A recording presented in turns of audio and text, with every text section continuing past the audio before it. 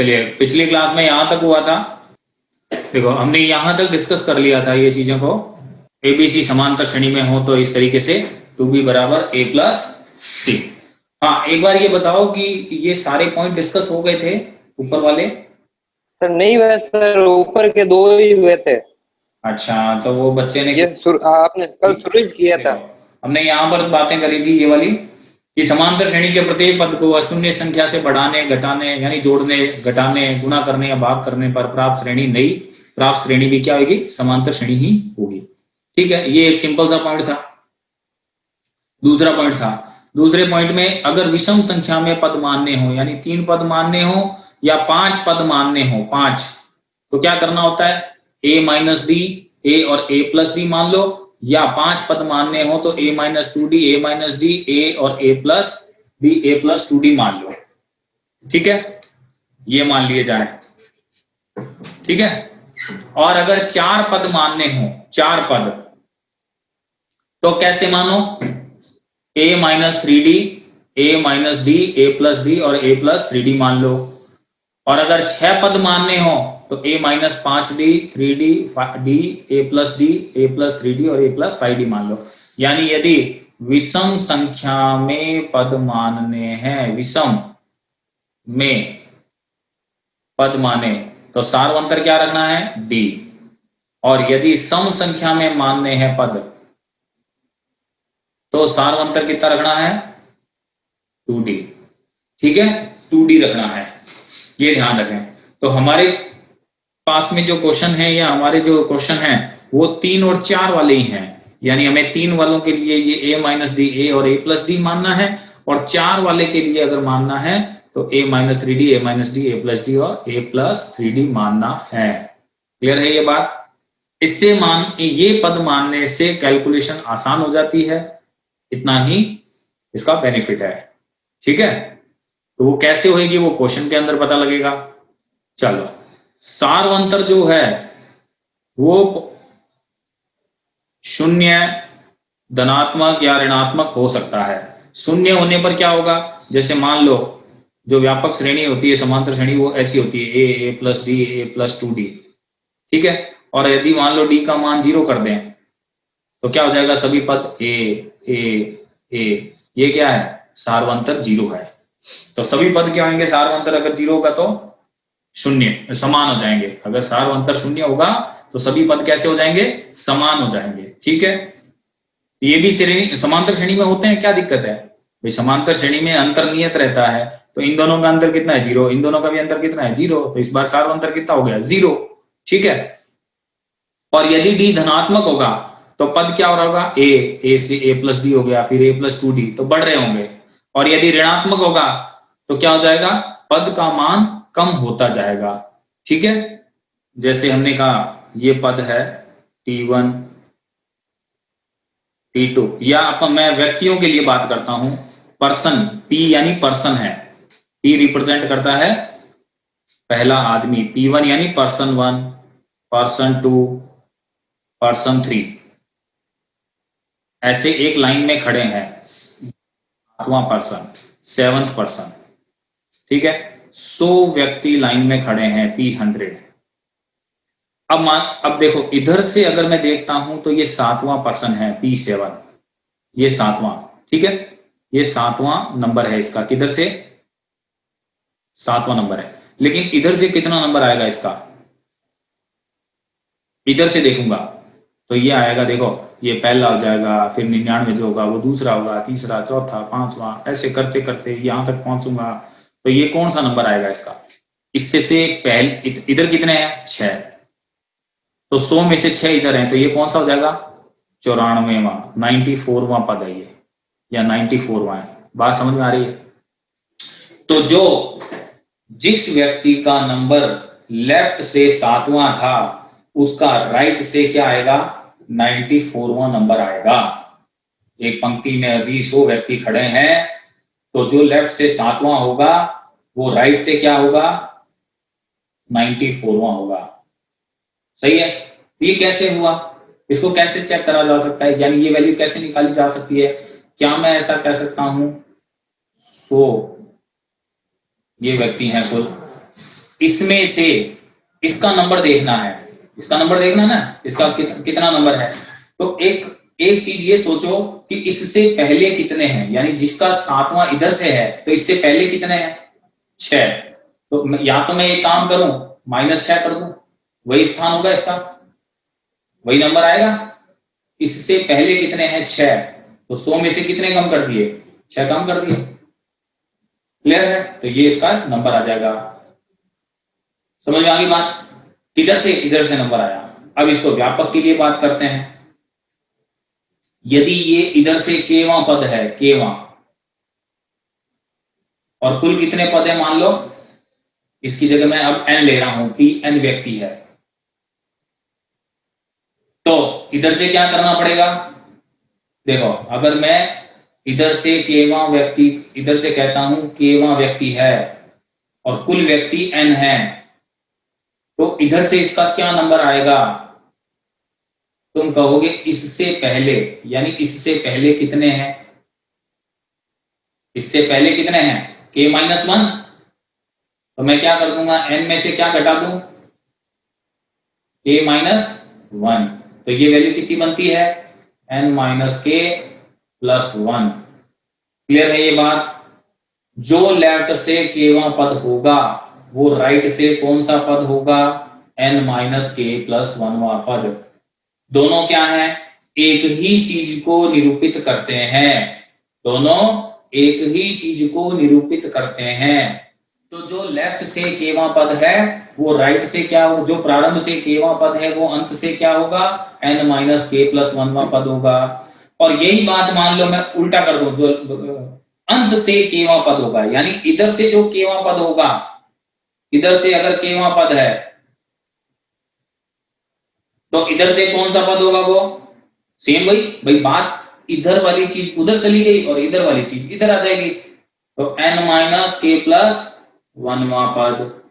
तो जो प्रारंभ से केवां पद है वही अंत से n-k+1वां पद है, या जो अंत से केवां पद है वो प्रारंभ से n-k+1वां पद होता है। क्लियर है ये बात पूरी सबको। हाँ, क्या कह रहे हैं, किसी समांतर श्रेणी में प्रारंभ तथा अंत से समान दूरी पर स्थित पदों का योग अचर यानी नियत रहता है, सेम होता है, तथा प्रथम एवं अंतिम पद के योग के बराबर होता है। ये हमने पहले भी डिस्कस करा हुआ है। देखो समांतर श्रेणी ऐसी बनती है, अगर हम ऐसा उदाहरण ले लेते हैं, चलो 1 3 5 7 9 11 13 15,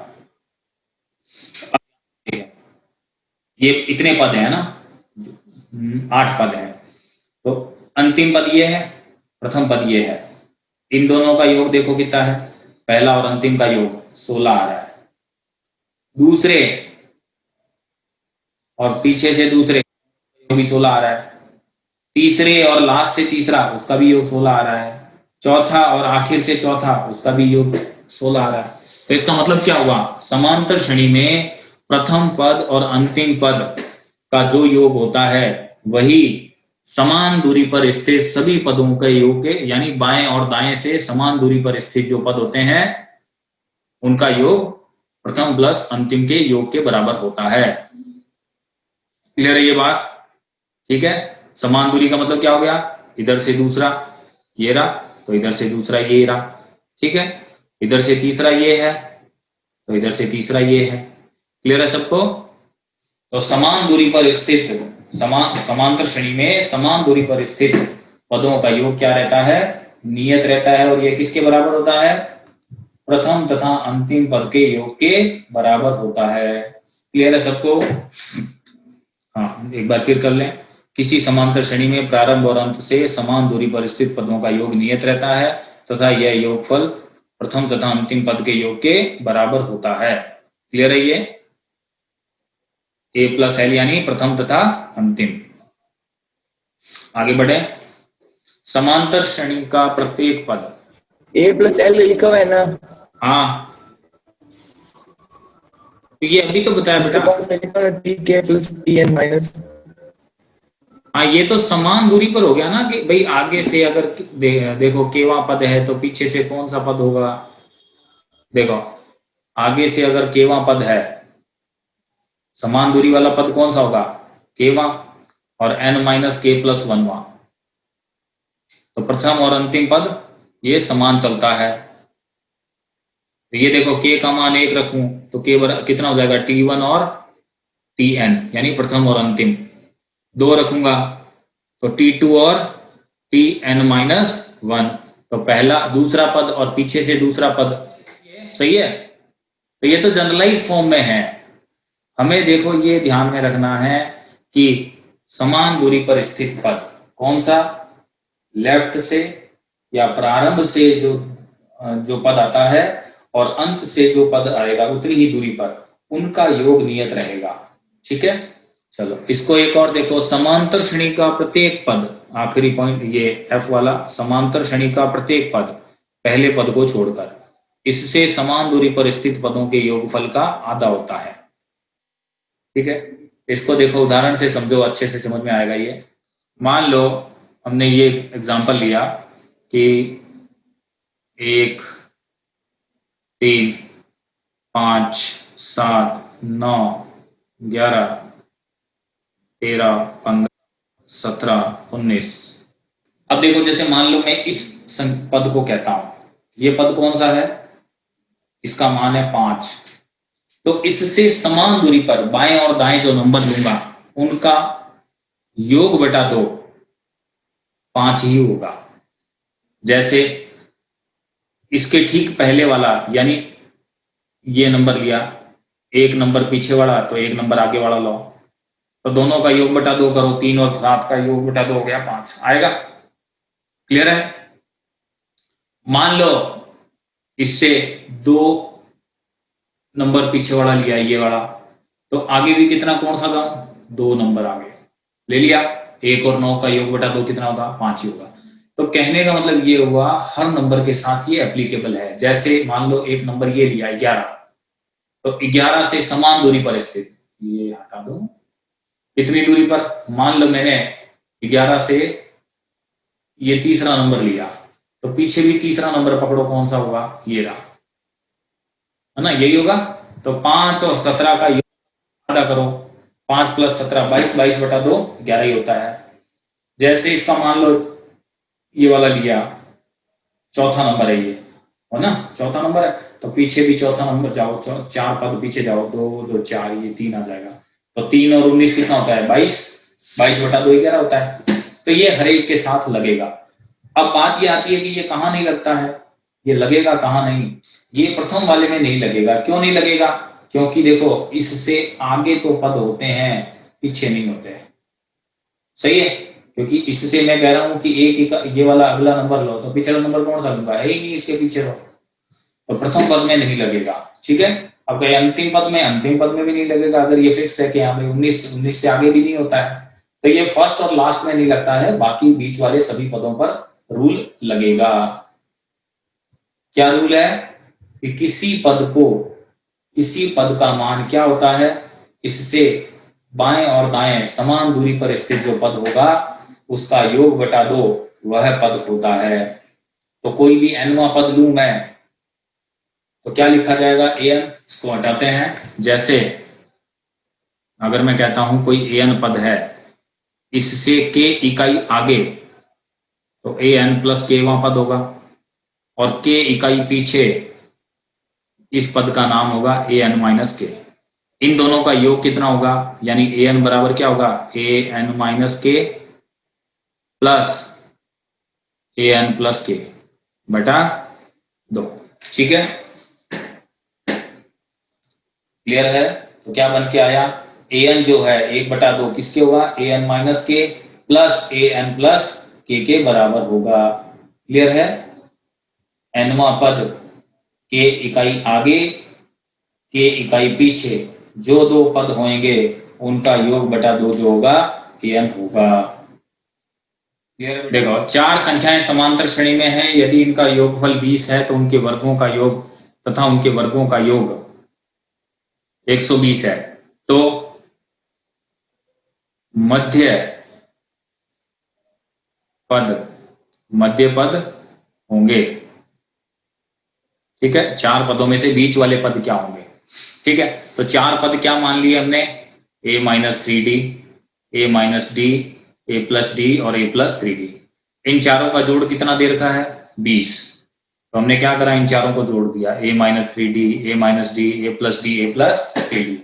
तो ये देखो 3d से कटेगा, माइनस डी प्लस डी से कटेगा, तो कुल मिला के ए 4a आ जाएगा ना, 4 बार एक बार, दूसरी बार, तीसरी बार, चौथी बार, 4a बराबर 20, a बराबर आ गया 5। फिर इसके वर्गों का योग भी दे रखा है 120, वर्गों का योग, तो इनको क्या कर देंगे, वर्गों का योग भी कर दें। तो वर्गों का योग करोगे, ठीक है, वर्गों का योग किया, मान लो वर्गों का योग, तो कितना हो जाएगा, a माइनस 3d का स्क्वायर, a माइनस डी का whole square, a plus d का स्क्वायर, a प्लस 3d का होल स्क्वायर। तो इनको क्या कर दोगे, होल स्क्वायर खोल दोगे, 120 के बराबर कर ही दिया है, होल स्क्वायर खोलोगे, तो इसका क्या आएगा, इसको जैसे खोलते हो तो a square minus 6a into D plus 9d square. अगले वाले में भी क्या आएगा, a square minus 2ad plus D square. खोलते चलेंगे सबको, अगले में आएगा a square plus 2ad plus D square. आखिरी को खोलोगे, a square plus 6ad plus 9d square. अब जो कट रहे हैं उनको काट दो, 120 है, माइनस का 6ad प्लस का 6ad गया, 2ad माइनस का प्लस का 2ad से गया, कितने a आए, a स्क्वायर आए, a square a square a square a square 4a square, तो कितना बन गया 4a स्क्वायर। a का मान आया हुआ डलवा देंगे, d स्क्वायर कितना हुआ 9, 10, 11 और 9 20, 20d स्क्वायर। ठीक है, डाल दिया 120। अब क्या करा था, a का मान पता था, रख दिया है, तो d स्क्वायर आ गया, ये 25 इंटू 400 उधर जाके हो गया, d स्क्वायर बराबर 1 आ जाएगा, 20 आ जाएगा ना, 120 में से 100 गया और 20 से 20 कट जाएगा, तो d स्क्वायर का मान कितना आ जाएगा 1। वर्गमूल ले लो, d बराबर आ जाएगा +1 और -1। तो दोनों चीजें पता चल गई, क्या क्या, a और d। ठीक है, तो a और d दोनों आ गए, तो अब पद आ जाएंगे, सभी पद क्या आएंगे, a और d के मान डाल दो इनमें। तो a का मान 5 रखते हुए d मान लो 1 रखते हैं, तो 5 माइनस 3 पहला पद, फिर आएगा 5 माइनस 1, फिर आएगा 5 प्लस 1 और एक अगला आ जाएगा 5 प्लस 3। आ जाएंगे ये सभी पद 2, 4, 6 और 8। जब -1 रखोगे तो उल्टे हो जाएंगे, ये 5 प्लस 3, 5 प्लस 1, 5 माइनस 1, 5 माइनस 3। ठीक है, ये पद कितने आ जाएंगे 4 और 6। ठीक है, कि समांतर श्रेणी में तीन संख्याओं का योग 15 है। देखो पिछले वाला 4 के लिए था, अब है 3 वाला 15 है और उसके वर्गों का योग 93 है। तो संख्याएं ज्ञात करो। तो 3 संख्याएं कैसी मानी जाती हैं, a minus D, a plus D. अब देखो ये बात समझ में आ रही है कि क्यों क्या कारण है कि ऐसा माने पद, योग 15 है, तो योग लिखते ही ये d से d कट जाता है, एक चीज का मान आ जाता है, मध्य पद सीधा आ जाता है, a का मान सीधा आ जाता है, 5 आ गया। ठीक है ना, योग 15 दे रखा है, तो 3a बराबर 15 और a बराबर 5 आ गया। ठीक है, फिर क्या करना है, वर्गों का योग भी दिया हुआ है, तो वर्गों का योग कितना है, a माइनस डी का स्क्वायर, a प्लस डी का स्क्वायर बराबर 93। खोल देंगे, a square minus 2ad plus D square, a square plus D square plus 2ad। तो माइनस का 2ad प्लस का 2ad कटेगा, तो कितना बचेगा, a स्क्वायर 3a स्क्वायर, इससे भी आएगा इससे भी आएगा। a का मान आ चुका है, डलवा दो, तो डलवाने के बाद में b की वैल्यू आ गई 3 और या -3, 2 मान आ गए। अब 3 दोनों मान रख दो, एक तो बनेगा प्लस लोगे तो 5 माइनस 3 5 और 5 प्लस 3, और d का मान यदि -3 लेते हो तो ये 5 प्लस 3 हो जाएगा, फिर 5 और 5 माइनस 3। तो मान जो संख्याएं आएगी वो सेम ही आएंगी। ये 5 पद कौन से, a1, a2, a3, a4, a5 समांतर श्रेणी में है, जिसका सार्वंतर शून्य नहीं है, यानी पद क्या है, असमान है। तो सिग्मा सिग्मा का मतलब पता होना चाहिए, सिग्मा का मतलब होता है जोड़ना, और सिग्मा ए आई, ये आई निरूपित कर रहा है 1 से कहां तक, 5 तक। तो इसका मतलब क्या होता है, पहले तो इस चिन्ह का, आई का मान 1 तो A1 बनेगा, आई का मान 2, यहां से इसका मतलब होता है आई का मान 1 से 5 तक, यानी 1 से लेके 5 तक लेना है। तो किन किन किन को जोड़ना है, A1, A2, A3, A4 और A5 को। ठीक है, अब देखो इसका मान दिया हुआ है, A2 का मान, A2 का मान कितना है, 2 है। एक चीज वापस से रिकॉल करते हैं, क्या हम ये कह सकते हैं इसका योग और इसका, इन दोनों का योग, किसका, A2 और A4 का योग करके 2 से भाग दे दूं, तो क्या हम ये कह सकते हैं A3 बराबर A2 प्लस A4 बटा 2 है। साथ ही A3 और किसके बराबर है, A1 प्लस A5 बटा 2 के भी तो होगा, ये बराबर दूरी पर स्थित है। ये वाला पद और ये वाला पद दोनों का योग करके भाग दे देंगे 2 से, तो A3 बनता है, ये बताया अभी। समान दूरी, इस कोई भी समांतर श्रेणी में कोई भी पद, पहले और अंतिम को छोड़ के कोई भी पद समान दूरी पर बाएं और दाएं स्थित पदों के योग का आधा होता है। तो A3 जो है वो क्या होगा, A2 और A4 के योग का आधा।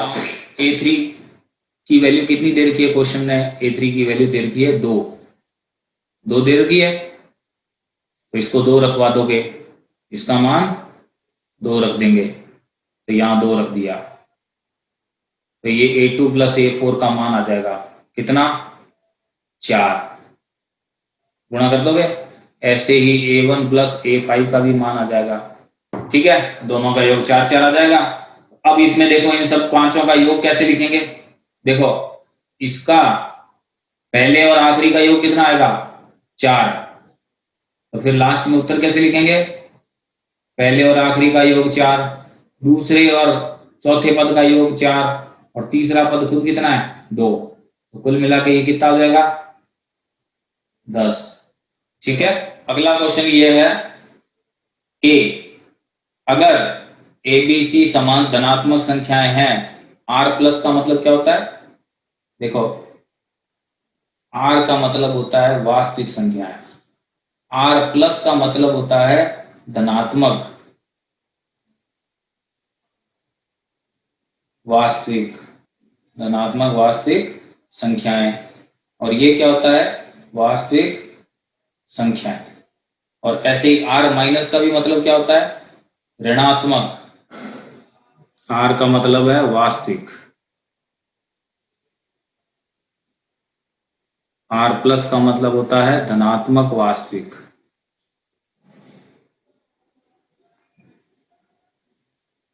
और R माइनस का मतलब होता है ऋणात्मक वास्तविक। ठीक है,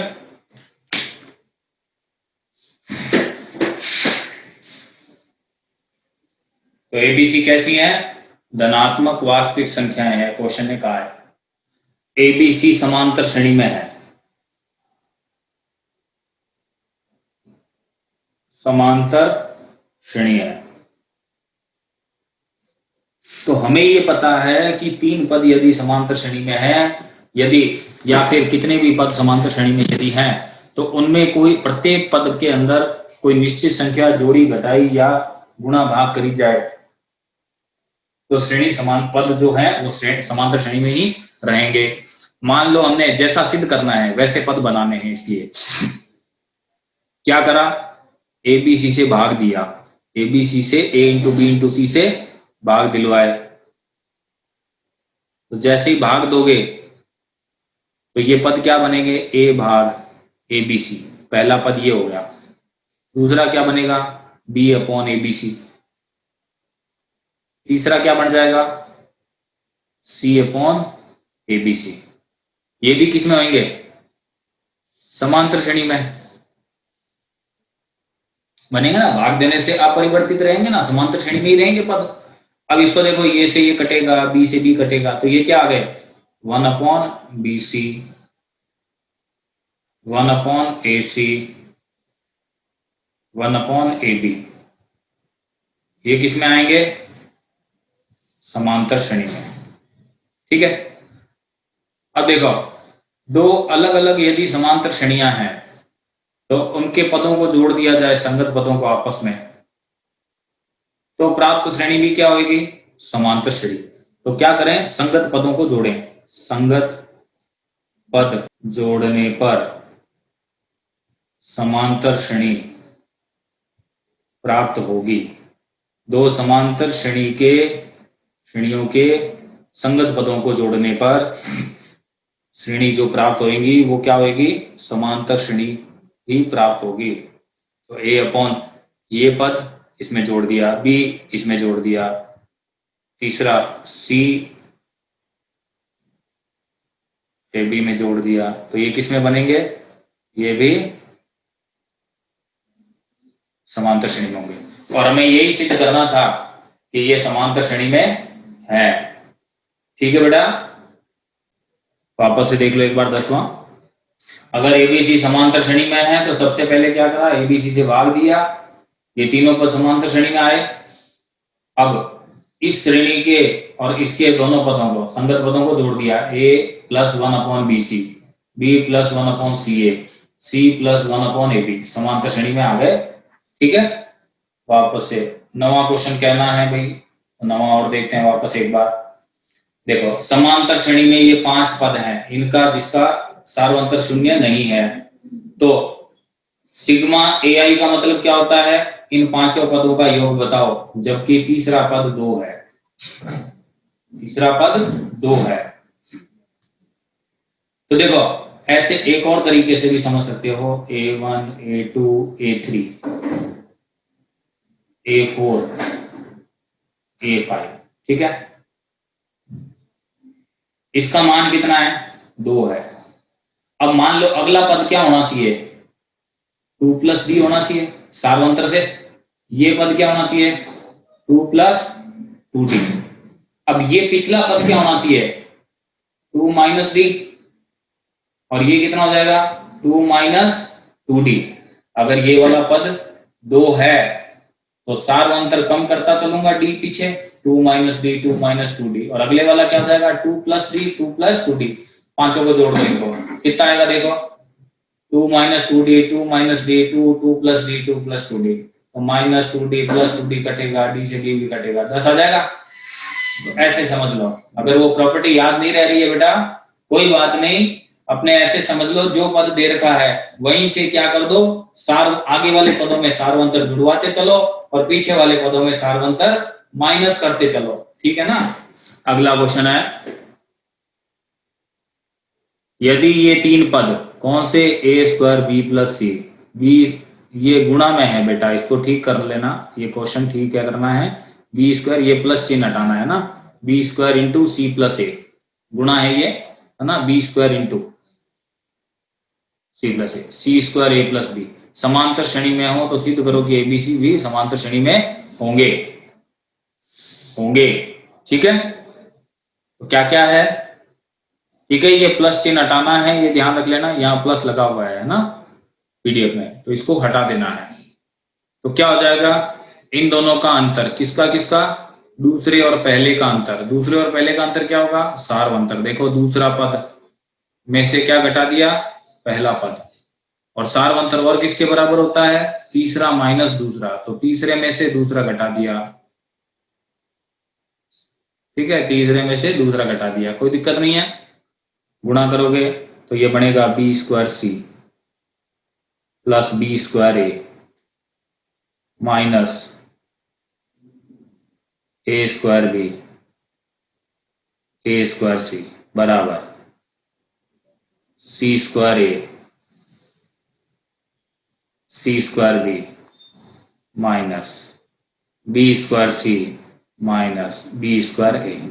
ठीक है, अब देखो किस पद को किसके साथ सेट करना है, ये थोड़ा सा ध्यान रखना पड़ेगा।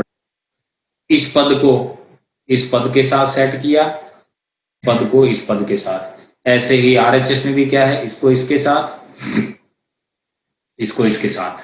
ठीक है, यानी इन दोनों में पहले और आखिरी में कॉमन क्या आएगा? सी कॉमन आ जाएगा LHS में, बी स्क्वायर माइनस ए स्क्वायर प्लस दोनों में कॉमन क्या आएगा, ए गुणा बी। ठीक है, अंदर क्या बचेगा, बी माइनस ए। RHS में ए कॉमन ले लोगे, C square minus B square, C B common ले लोगे दोनों से, अंदर क्या बचेगा, सी माइनस बी। ठीक है, यहां तक पहुंच जाओगे। देखो ये हो गया, ये रही C into B square minus A, यहां पहुंच गए, ए गुणा B, B minus A, C into C, A into C square minus B square, B C है। ये स्टेप में आ गए, ये गुणा करोगे, गुणा करके बाद में इनके जोड़े बना दोगे इस तरीके से। ठीक है।